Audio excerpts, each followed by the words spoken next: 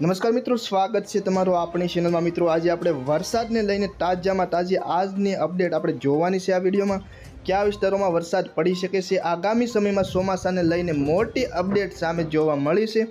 સંપૂર્ણ માહિતી મિત્રો આપણે આ એક જ વિડીયોની અંદર જોવાની છે। તો વિડીયોમાં આગળ વધતા પહેલાં ચેનલમાં નવા હો તો નીચે આપેલા સબસ્ક્રાઇબ બટનને દબાવી ચેનલને સબસ્ક્રાઇબ કરી દેજો, જેથી કરીને હવેથી રોજે રોજની વરસાદની તેમજ હવામાનને લગતી તેમજ ખેતીવાડીને લગતી તમામ માહિતી તમને આ ચેનલની અંદર સૌથી પહેલાં મળતી રહેશે। તો વાત કરીએ મિત્રો, આ ચોમાસાની હવે ટૂંક જ સમયમાં શરૂઆત થવા જઈ રહી છે।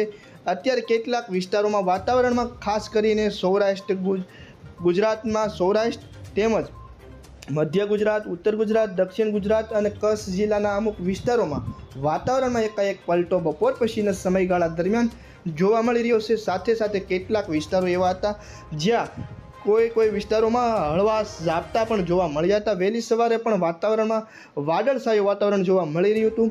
અને વાત કરીએ મિત્રો સૌરાષ્ટ્રની, તો સૌરાષ્ટ્રમાં ખાસ કરીને એવા વિસ્તારો જ્યાં વાદળછાયા વાતાવરણ સાથે ગરમીનું પ્રમાણ પણ વધારે જોવા મળી રહ્યું। એવા ખાસ કરીને સૌરાષ્ટ્રમાં ભાવનગર, મહુવા, વેરાવળ, પોરબંદર, જૂનાગઢ, રાજકોટ તેમજ ઓખા સહિતના સૌરાષ્ટ્રના તમામ વિસ્તારો જેમ કે મોરબી હોય, દરિયાકાંઠાના ઓખાથી લઈ ભાવનગરને બધાય વિસ્તારો તેમજ સૌરાષ્ટ્રમાં જે વચ્ચેના વિસ્તારો છે જેવા કે રાજકોટ સહિતના, જૂનાગઢ સહિતના જે વિસ્તારો છે, કાલાવડ, કુટિયાણા સહિતના જે ગોંડલ સહિતના જે વિસ્તારો છે, એમાં વાતાવરણમાં પલટાની સાથે જ તે ગરમીનું પ્રમાણ એકાએક વધારો થયો હતો। ગરમીના પ્રમાણમાં સાથે હવે થોડાક જ તે દિવસોમાં વરસાદની પણ સંભાવના રહેલી છે।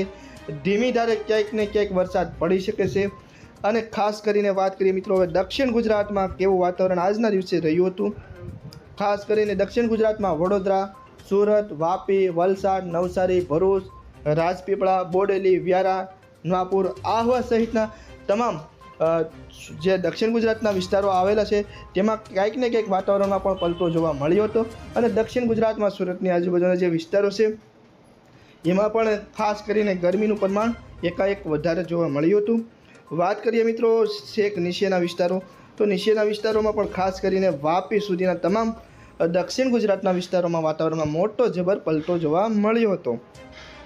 હવે મિત્રો આપણે વાત કરીએ મધ્ય ગુજરાત જેમ કે અમદાવાદ, દાહોદ, ગોધરા સહિતના જે વિસ્તારો છે એમાં કંઈક ને કંઈક વાતાવરણમાં થોડો ઘણો ફેરફાર જોવા મળ્યો હતો। વાત કરીએ ઉત્તર ગુજરાતની, તો ઉત્તર ગુજરાતમાં પણ ખાસ કરીને ડીસા, મહેસાણા, રાધનપુર તેમજ સુઈગામ, ધાનેરા, વાવ, દિયોદર સહિતના જે ઉત્તર ગુજરાતના જે વિસ્તારો છે એમાં પણ વાતાવરણમાં પલટાની સાથે થોડી ઘણી ગરમી વધી હતી।